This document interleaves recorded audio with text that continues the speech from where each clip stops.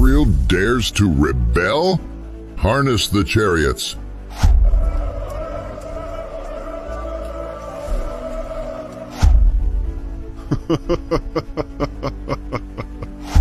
Go, Barak. This is the day the Lord has given Sisera into your hands.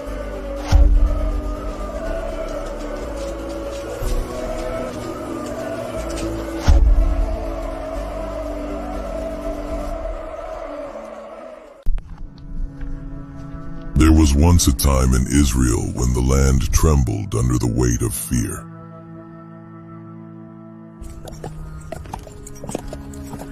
Iron chariots thundered across the valleys, and cruel oppressors ruled over God's people. The cries of the weak rose to heaven, but hope seemed distant. Until God raised an unlikely hero. She was a prophetess, the wife of Lapidoth and a judge, wise, fearless, and full of faith. Beneath a tall palm tree in the hill country of Ephraim, she listened to the voice of God and brought justice to her people. Her name was Deborah, mother in Israel.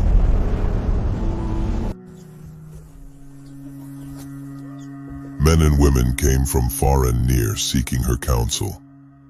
Her words were not her own. They carried the breath of heaven. Though she wielded no sword, her voice carried more power than an army. Judge of Israel, my neighbor has taken my field. Return what is not yours. Let peace return between you. But before Deborah rose, the people had fallen. After the death of Ehud, Israel turned away from God once again. They worshipped the gods of the Canaanites, Baal, the storm god, and Asherah, goddess of fertility. Their hearts drifted from the one who brought them out of Egypt. So the Lord allowed Jabin, king of Canaan, to rule over them. His commander Sisera was a ruthless man who commanded 900 iron chariots, unstoppable machines of war. For 20 long years Israel groaned under his cruelty. Villages were raided, fields were burned, and farmers hid in fear. But even in darkness, a few still prayed. Their prayers rose like incense to heaven, and God heard. One morning, as sunlight filtered through the palm leaves, Deborah felt the Spirit of the Lord stir her heart. O Lord, the cries of your people rise day and night. Their fields are burned, their children hungry. How long, O God of Israel, will you let the oppressor mock your name? A message from heaven came clear as a trumpet. Deborah, daughter of Israel, rise. My Lord, speak, for your servant listens. The time of deliverance has come. I have heard the cries of my people, and I will break the yoke of Jabin, king of Canaan. Send for Barak, son of Abinoam from Kadesh in Naphtali.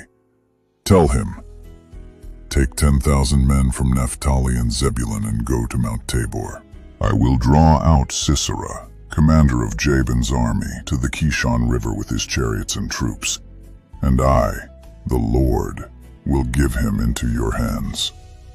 My God, I am but a woman beneath a palm tree, yet you choose me to lead your people? I do not look at the strength of men, nor the power of chariots. I choose the willing heart.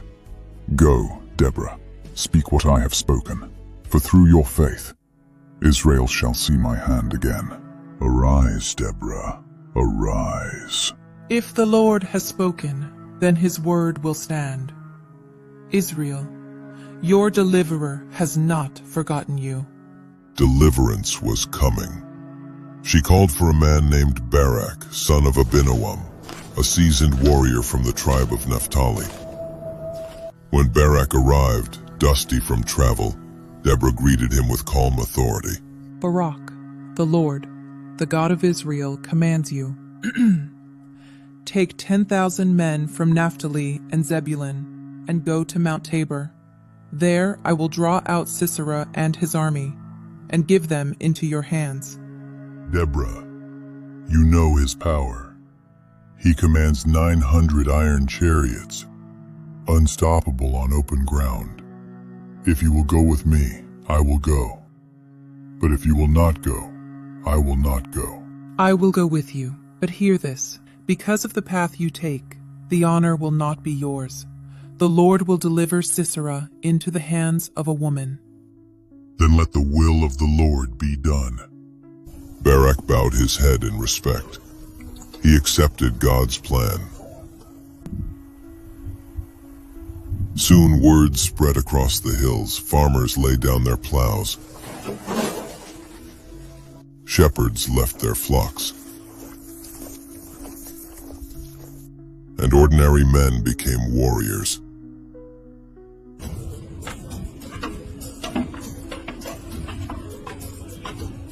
On the other side, Sisera and his army also prepared for a war he didn't value.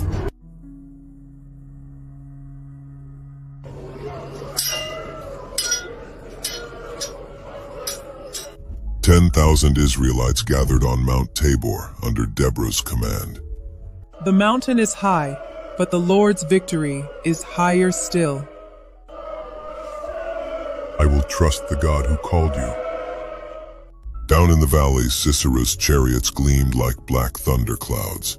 He laughed as he assembled his army. To him, Israel's hope looked foolish. Israel dares to rebel? Harness the chariots. They are countless, and their chariots unstoppable. Harness the chariots. Let the earth shake beneath our wheels. But on the mountain, Deborah stood firm, her eyes lifted toward heaven. Look not to the iron, but to the God of Israel. Go, Barak. This is the day the Lord has given Sisera into your hands. Has not the Lord gone ahead of you? The battle began.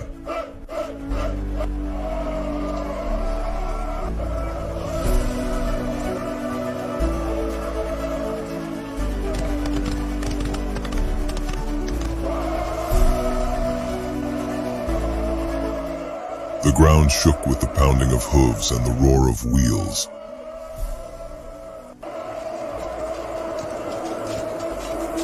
Then the sky darkened, thunder rolled, lightning split the clouds, rain poured down in sheets.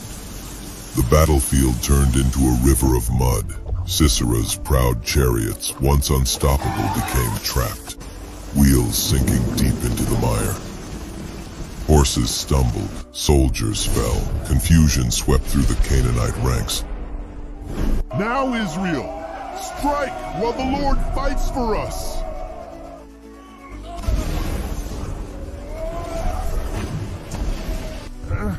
The wheels are stuck. Will we breathe? The Israelites pressed forward with courage, their faith burning brighter than the storm. That day, God himself fought for Israel. Sisera saw the battle lost. His chariot stuck in the mud, he leapt out and fled on foot.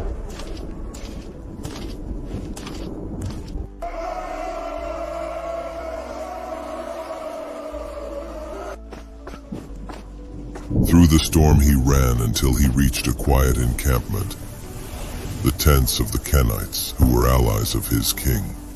There he saw a tent belonging to Jael, the wife of Heber. Believing he had found safety, he stumbled toward her. When Jael saw his, she said, "Come in, my lord. Don't be afraid."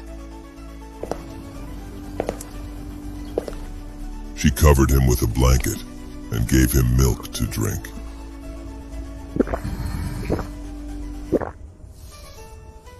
Stand at the door, and if anyone asks asks for me, say I am not here. Rest, my lord.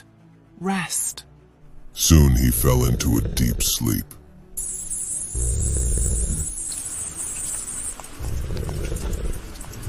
As he slept, Jael stood silently for a moment.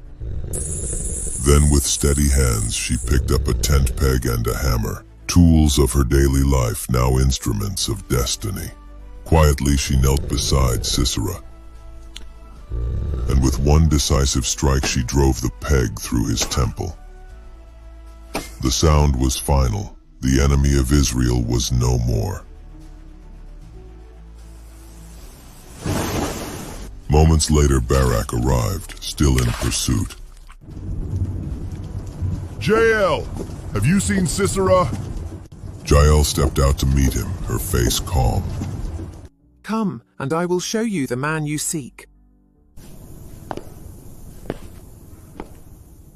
Inside the tent, Sisera lay still. The prophecy was fulfilled. The glory of victory belonged to a woman. The Lord has done this. That day God delivered Israel from the hand of Jabin.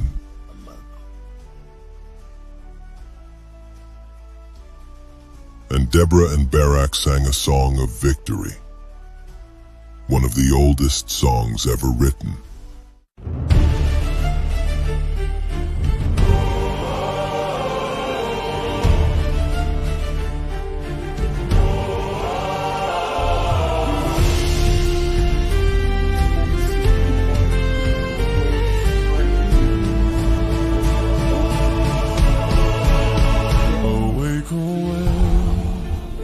Deborah, awake, awake, strike the harp.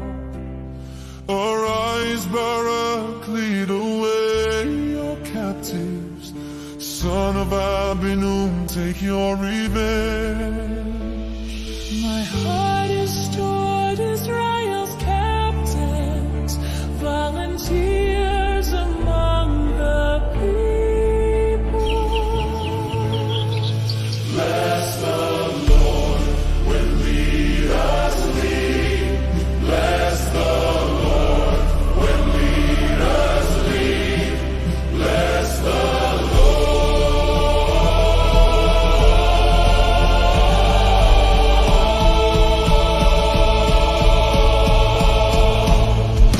Kings here, give ear, princes. I will sing to the Lord. I will sing praise to the Lord, the God of Israel.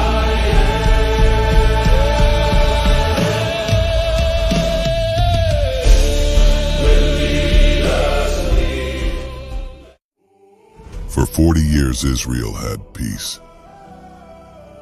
Deborah's story reminds us that God often works through those the world overlooks. A woman under a palm tree, a hesitant soldier, a housewife with a hammer. Their faith changed history. In every generation, God calls ordinary people to do extraordinary things, not through power or might, but through trust and obedience. And just as God fought for Israel, he still fights for his people today. Arise, O people of God. The Lord is with you, even when the chariots roar.